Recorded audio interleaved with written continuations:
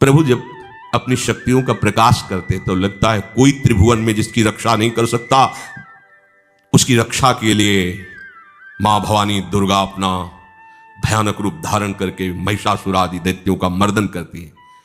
प्रभु है उस रूप में, दूसरा नहीं है। उनकी सामर्थ्य कितनी है? दुर्गा कोटि अमित अरिमर्दन। हरि की सामर्थ्य कैसी? अमित दुर्गाओं जैसी। 1 करोड़ अरब नहीं, अमित दुर्गाओं जैसी दुष्टों का मर्दन करने की सामर्थ्य। अमित था नहीं कि कितनी सामर्थ्य है। एक दुर्गा रूप में जब हरि प्रकाशित होते हैं तो त्रिभुवन में कोई सामने खड़ा होने वाला नहीं होता। मां भवानी जिस समय अपने स्वरूप में आती, किसी की ताकत नहीं है। ये शुंभ निशुंभ इतने बलवान दैत्य थे, त्रिभुवन में कोई इनका बाल बांका भी नहीं कर सकता था। स्मरण किया समस्त देवताओं ने तो भगवान से ही शक्ति का प्रादुर्भाव हुआ। इतना सुंदर रूप मां भगवती का। शुंभ निशुंभ के पार्षद घूमते रहते थे, उन्होंने देखा, जाके बताया कि आपके महल में जितनी सुंदरियां उसकी दासी बनने योग्य भी नहीं है, ऐसी सुंदरी का हमने दर्शन किया। बोले मेरा जाके परिचय बताओ। बोले ऐसा नहीं लगता कि आपके परिचय बताने से केवल आ जाएंगे। तो उनका अगर ऐसा नहीं तो केश कर्षण निर्धूता गौरवा मां गरिष्यति, उसके गौरव को धूल में मिलाते हुए बाल पकड़कर घसीट कर हमारे पास लाओ। मार्कंडेय पुराण। उनके पार्षद गए और बताया हमारे मालिक शुंभ निशुंभ है, उनका आदेश है कि आप महल में चलो और आदर सहित, अगर आप ऐसा ना करते हैं तो मैं आपका निरादर करते हुए बाल पकड़कर घसीटते हुए ले जाऊंगा। देवी जी ने मुस्कुरा दिया और कहा अपने मालिक से कह दो जाकर के कि हम उसी की आज्ञा पालन करती है जो हम पर युद्ध में विजय प्राप्त कर ले। वो जाके बोले हाँ वो तो मतवाले, त्रिभुवन में कोई जोड़ ही नहीं था। आए और उद्दंडता पूर्वक वचन बोलने लगे। माता जी ने कहा तब तक बोल ले जब तक मैं मधु का पान कर रही हूं, बस ये पान करते ही तेरी जीवन लीला समाप्त हो जाएगी। ऐसा ही हुआ। जो ही पान करके सिंह पर सवार होकर गर्जना की, सारा का सारा अहंकार धूल दूषित हो गया, काट के फेंक दिया। ऐसी अनंत अमित दुर्गाओं जैसी सामर्थ्य हमारे प्रभु श्री हरि में, अमित दुर्गाओं जैसी, क्योंकि अनंत शक्तियों के स्वामी हैं। उनकी लीला में क्यों में हो? अरे वो जब करुणा करते हैं, अपनी महिमा से उतरते हैं, तो भक्त जब ऐसे कर देता है तो डरप जाते हैं। माधवदास बाबा ने कहा नहीं चलना तुम्हें ब्रज में, हम तुम्हारी कहां तक सेवा देखेंगे, तुम्हें बाल भोग राजभोग, बाबा जी हैं, कभी मिला कभी यहीं रहो। वो बाबा आपके बिना नहीं रह सकते। दोबारा बोल नहीं पाए जगन्नाथ। ये सुन करके हृदय बलिहार होता है। ओ ऐसे सामर्थ्यशाली प्रभु अपने भक्त के प्रेम प्रणय पर भी कितना डरते हैं। ये भक्त नाच पड़ता है। ये कुतर्क की संशय की वृत्ति यहां प्रवेश नहीं करती। दुर्गा कोटि अमित अरिमर्दन, अमित गिनती नहीं ऐसी अनंत दुर्गाओं जैसी शक्ति हमारे प्रभु में विराजमान है। शक्र कोटि सत सरिष विलासा, अरबों इंद्र जैसा विलास प्रभु में। अरबों, एक इंद्र त्रिभुवनपति है, अरबों इंद्र के समान प्रभु का ऐश्वर्य है। और नवशत कोटि अमित अवकाशा, जिस एक आकाश के लिए गरुड़ जी से कह रहे हैं कि मच्छर से लेकर आप तक उड़ते पार पाए, बोले ऐसे अरबों आकाश के समान अवकाश है प्रभु में। मरुत कोटि सत विपुल बल, रवि सत कोटि प्रकाश, शशि सत कोटि सुशीतल, समन सकल भव त्रास। अरबों अरबों पवन के समान महान बल है। अगर त्रिभुवन में कोई बल है तो पवन में बल है, वायु बल। बड़े बलवान देवता, बल में इनके समान कोई नहीं। इन्हीं के अंश से प्रकट होते पवन पुत्र हनुमान, और इन्हीं के अंश से प्रकट होते पवन पुत्र भीम। बेजोड़ बलशाली महात्मा, दोनों महात्मा बेजोड़ बलशाली। जेगिर चरण दे हनुमंता, चले उसगा पाताल तुरंता। जिम अमोघ रघुपति कर बाना, ये ही भांति चले हनु। किलकार दे तो राक्षसियों के गर्भ गिर जाते थे। ऐसे महान बली हनुमान जी। और भीम का क्या कहना है? जब ये देव पुष्प उड़ करके आया और द्रौपदी जी को दिया गया, तो द्रौपदी जी ने कहा इसका जोड़ होना चाहिए इस पुष्प का। सबसे कहा पर किसी ने नहीं सुना। भीम ने कहा कहीं भी मिलेगा मैं इससे लाएंगे। ऋषियों ने समझाया कि आगे मत बढ़ो, ये यक्षों की भूमि है, युद्ध हो जाएगा और तुम्हें तैयारी करनी है हस्तिनापुर के लिए, और तुम इधर, वो सब दिव्य हैं। पवन पुत्र है, किसकी मां ने अपने वेग को बढ़ाया। तो महाभारत में पढ़ के देख लो, इनके चलने के वेग से वृक्ष उखड़ उखड़ कर गिर रहे थे। ऐसे जब चल रहे थे तो चलने के वेग से वृक्ष उखड़ जाते थे भीम के। तो हनुमान जी ने सोचा किसी के समझाए तो समझेंगे नहीं, तो आगे पवन पुत्र ही बैठ गए, बूढ़े बानर का भेष लेकर, लंबी पूंछे से। मार्ग में मर्यादा है, किसी पशु को भी नहीं लांघना चाहिए। विवेकवान उपासक ऐसा नहीं कि कोई सो रहा है पशु भी आप उसे लांघ जाए, ऐसा नहीं है। जो विवेक है, जो मर्यादा है, वैसे किसी सोते हुए को लांघना नहीं चाहिए। उन्होंने कहा है वृद्ध बानर ये अपनी पूंछ हटा ले और मार्ग दे दे, इस समय मैं विशेष कार्य के लिए जा रहा हूं। तो उनका जब कह ही दिया है वृद्ध, तो आप समझ ही रहे होगे कि वृद्ध में क्या ताकत होती है। अब मेरी ताकत पूंछ हटाने की नहीं रह गई है, आपने तो वृद्ध ही कह दिया है, तो आप समझ रहे हो ना, आप पूंछ हटा लीजिए। कहा हमारी आज्ञा की अवहेलना करे, ऐसे उठी नहीं, दोनों हाथ लगाया, नहीं उठी, पूरी ताकत लगा दी। पवन पुत्र भीम की पूरी ताकत लग गई, पूछ जरा से भी नहीं। हाथ जोड़ के खड़े बोले हम समझ गए हमारे बड़े भ्राता आप हनुमान जी हैं, क्योंकि ऐसा कोई बानर सृष्टि में पैदा नहीं हुआ कि मैं उसकी पूंछ ला हिला सकूं, मैं समझ गया। तो मुस्कुराए और बैठ के बोले हमारी आज्ञा मानो, इस मार्ग में मत जाओ, ये देव मार्ग है, ऐसे ऐसे सिद्ध है कि आपका अपराध बन जाएगा, आप शाप से युक्त हो जाएंगे, इसलिए मैं आपको मना। बोले प्रभु जब आप कृपा करके आए हो तो हमें वो रूप दिखा दो जो लंका में आपने रूप दिखाया। बोले मत उस बात की चर्चा करो, रहने दो। बोले प्रभु एक बार देखना चाहता हूं कि मेरा बड़ा भाई कितना बलवान है। हनुमान जी ने कहा फिर देख लो। कनक भूधराकार शरीरा, समर भयंकर अति बल। कांप गए भीम जी, हाथ जोड़ बोले भैया स्वर्णिम कांति, वो भयानक उनका रुद्र रूप, कांप गए भीम, कांप गए।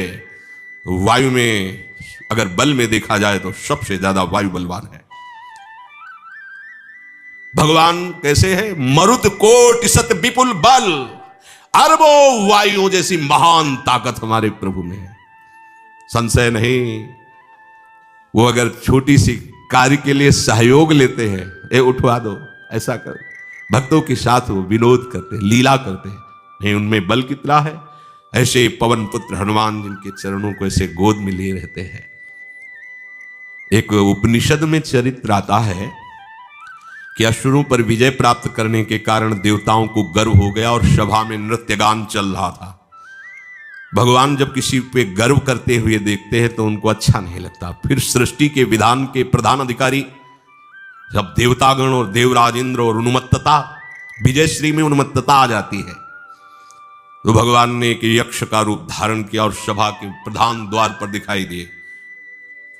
देवराज इंद्र ने कहा कि पता लगाओ ये कौन है, बिना आज्ञा के बिना सूचना के कैसे आ गया है, क्योंकि त्रिभुवन पति है ना। अग्निदेवता ने कहा मैं जाता हूं और पता लगा के आता हूं, क्योंकि किसी बलवान का परिचय पूछने के लिए निर्बल को नहीं भेजा जाता।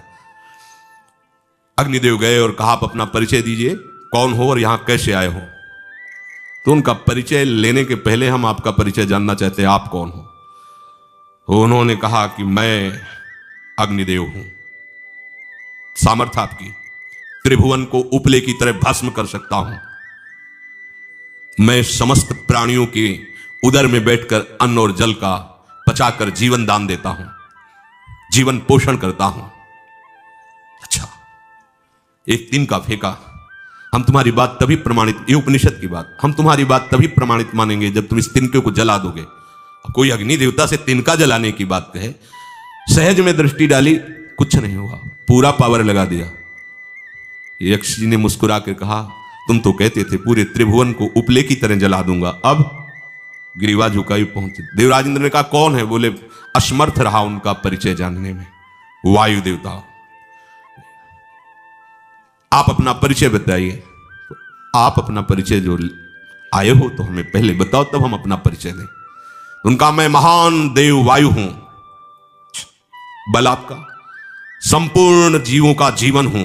अगर मैं रुक जाऊं तो एक भी क्षण सृष्टि टिक नहीं सकती, क्योंकि सब वायु से जीवित है, और मैं पूरे ब्रह्मांडों को तिनके से उड़ा सकता हूं। ये तिनका है, उड़ाओ। पूरी ताकत लगा दी वायु देवता ने, तिनका नहीं उड़ा। ग्रीवा झुकाई, वापस चले गए। अब देवराज इंद्र उठे, जे भी नजदीक पहुंचे यक्ष अंतर्धान हो गए। और देखा साक्षात ब्रह्म विद्या दूर से मूर्तिमान ब्रह्म, और डांट लगाई कि तुम उनसे संभाषण करने योग्य भी नहीं हो, क्योंकि तुम सबसे बड़े सिंहासन पर बैठे हो और अहंकार करते हो। तुम्हारे देवता सब सामर्थ्यहीन है, एक तिनका भी अग्नि नहीं जला सका, एक तिनका भी वायु नहीं उड़ा सका। अरे जिनकी शक्ति से शक्तिमान वो भगवान स्वयं आए हुए थे, कांप गए थे। अहंकार मत करो, जाओ, भगवान के बल से तुम विजयी हुए, देवताओं के बल से नहीं। देवताओं में जो शक्ति है वो उन्हीं के अंश से आई हुई है। अरबों वायु के समान महान बलशाली हमारे श्री हरि, अरबों सूर्यों के समान उनका प्रकाश, अरबों सूर्यों के समान प्रकाश, अरबों चंद्रमाओं के समान सुशीतलता, समस्त भयों और दुखों का नाश करने वाले प्रभु श्री हरि। काल कोटि सत सरिस अति, दुस्तर दुर्ग दुरंत, धूम केतु सत कोटि सम, दुराधरस भगवंत। अरबों कालों की सामर्थ्य, अरब नहीं अरबों कालों की सामर्थ्य भगवान एक काल अनंत ब्रह्मांडों में तांडव मचाए रखा है। अरबों काल अमित बलशाली, अत्यंत दुस्तर दुर्गम दुरांत, कौन? प्रभु श्री हरि। अरबों धूमकेतुओं के समान अत्यंत प्रबल सामर्थ्यशाली प्रभु, अगाध सत कोटि पताला, शमन कोटि सत सरिस कराला, तीरथ अमित कोटि सम पावन, नाम अखिल अघ पूग नशावन। कितने अथाह हैं प्रभु, बोले अरबों पाताल से भी बढ़कर, अरबों पाताल से भी बढ़कर गहरे हैं, कोई था नहीं पा सकता। कितने भयानक हैं, अरबों यमराजों से भी ज्यादा भयानक प्रभु श्री हरि हैं। अनंत कोटि तीर्थों को भी पावन करने वाले परम पवित्र जिनके श्री चरण है वो तीर्थपाद श्री हरि हैं। अनंत तीर्थों की उनका नाम ही संपूर्ण विश्व के पाप समूहों का नाश करने में समर्थ है। हिमगिरि कोटि अचल रघुवीरा, सिंधु कोटि सत समगंभीरा, कामधेनु सम कोटि। आहा, देखो अब किसके सामने तुम्हें हाथ पसारने की जरूरत है? समझो, अगर अपने प्रभु को जान जाओगे, समझ जाओगे, तो फिर कहीं इधर उधर झांकने की जरूरत नहीं, किसी के सहयोग की जरूरत नहीं। कैसे प्रभु? ऐसे वो स्थिर हैं कि जैसे तूफान चल रहा और हिमालय का आश्रय ले लो तो डरने की जरूरत नहीं, कोई भी तूफान हिमालय को उखाड़ नहीं सकता। ऐसे ही कह रहे हैं, अरबों हिमालयों जैसी स्थिरता प्रभु श्री हरि में है। अरबों समुद्रों के समान गंभीर है। कामधेनु सत कोटि समाना, सकल काम दायक भगवाना, सारद कोटि अमित चतुराई,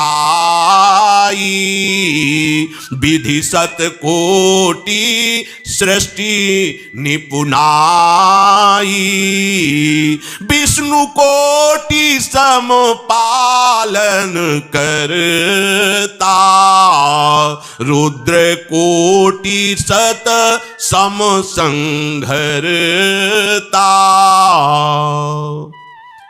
अरबों कामधेनुओं के समान प्रभु श्री हरि हैं।